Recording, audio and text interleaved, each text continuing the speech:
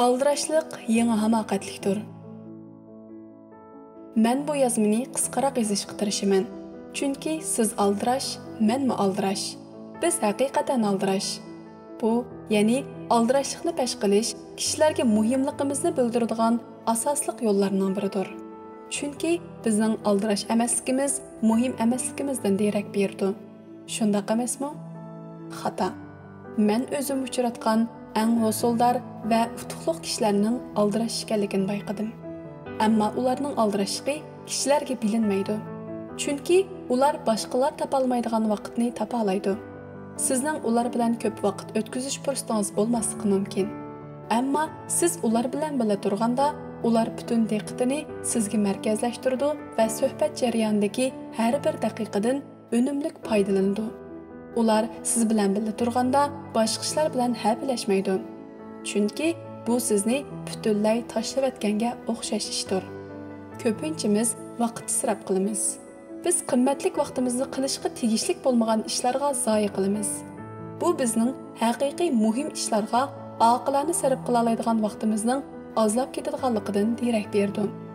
Aslida zoya qilingan ashu vaqtlar bizning kasbiy mahoratimizni o'stirishimiz, yaxshi savdo fursatini qo'g'lashimiz, qiziqishimizga mablag' solishimiz yoki o'zimiz yaxshi ko'radigan kishilar bilan ko'proq birga bo'lishimizga imkoniyat yarata oladi. Nemishqa ko'pinchimiz vaqtni isrof qilib yetib, ondan boshqalarga o'zimizning naqadar aldirashligimizni pesh qilamiz? Chunki biz bir jamiyat sifatida aldirashlikni ulug'lashga boshladik. Hammamiz aldirashlar qaltis kishilardir deb qaradik. Ammo amaliyot undaq emas. Aldirashlik qaltis emas. Amaliyotda aldirash yangi hamoqatlikdir. Aldirashlik bizni puti ko'ygan to'g'idek tipraydigan, yiroqni ko'rolmaydigan qilib qo'ydi. Biz nazardan saqit qilib yetadigan qarg'u nuqtalarni cho'ngaytib yetadi, parvosiz xatoliklarni ko'paytib yetadi hamda bizning o'rnini to'ldirib olg'ili bo'lmaydigan fursatlarni qo'ldan berib qo'yishimizga sabab bo'ladi. Aldirashchilik hayotimizdagi boshqa narsalardan bakrak qilgan bo'latdim, qila olaydim, qilishim kerak ideyalarni maydonga keltirdi-da, bular oxirida pushaymonga sabab bo'ladi. Pushaymon to'liq ko'ngilsiz ishdir. Shunga kelar qitim boshqalarga o'zingizning aldirashlik sababli ular bilan ko'rishalmaganligingiz, uchurlarga javob qaytara olmaganligingiz yoki yiningizga chaqlarda ularga tuzuk ko'ngil bo'lolmaganligingiz haqida uzr aytganingizda, shu uzrning orqasidagi haqiqiy signal haqida o'ylanib beqing. Mening vaqtim seninkidan muhim. Men vaqtimni o'rinlashtirishga ancha mahir emas. Men mening qanchalik muhim odamligimga, unumimga asosan emas, balki qanchalik aldirashligimga binoan hukm qilishingni umid qilaman. Sen men uchun muhim emas. Eng kamida menga demoqchi bo'lganlaring men uchun muhim emas. Men bir xizmatdoshim bilan bu masala haqida shundaqla aldirashligimizni ulug'lashdan qandoq saqlana oladiganligimiz to'g'risida paranglashdim. Jahon ahli har doim oz kuch bilan ko'p ishni vujudga chiqarishga talpinadi. Bu hammamizning osonla aldirashchilik qiltig'iga tushib qolganligimizdan derak berdi. O'zingizdan bir yoki ikki avlod cho'ng biraylar bilan paranglashib baqsangizlar, dunyoning ilgirki qaraganda texmi tiz o'zgarayotganligini, o'zgarish qadamining kun siri, oy siri va yil siri tizlashayotganligini bilalaysiz.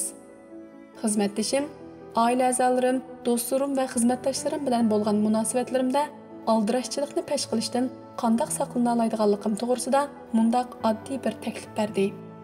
Men aldirash edim deb bahona ko'rsatishning o'rniga bu ish men uchun muhim emas degin.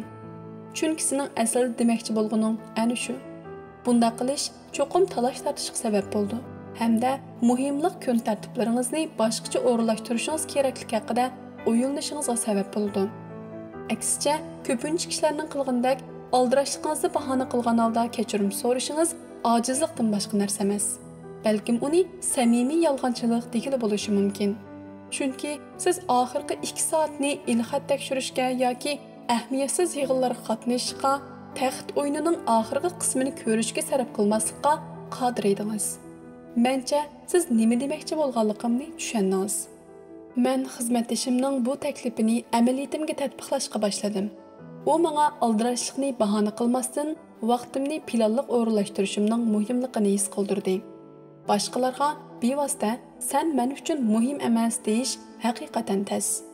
Ammo bu men uchun muhim emas deyish aldirashligingizni ulug'laganlik emas yoki vaqtingizning ularnikidan qimmatli ekanligini bildirmaydi. Buni sinab beqing. Qani u sizni boshqacha harakat qilishga undamdi yo'q.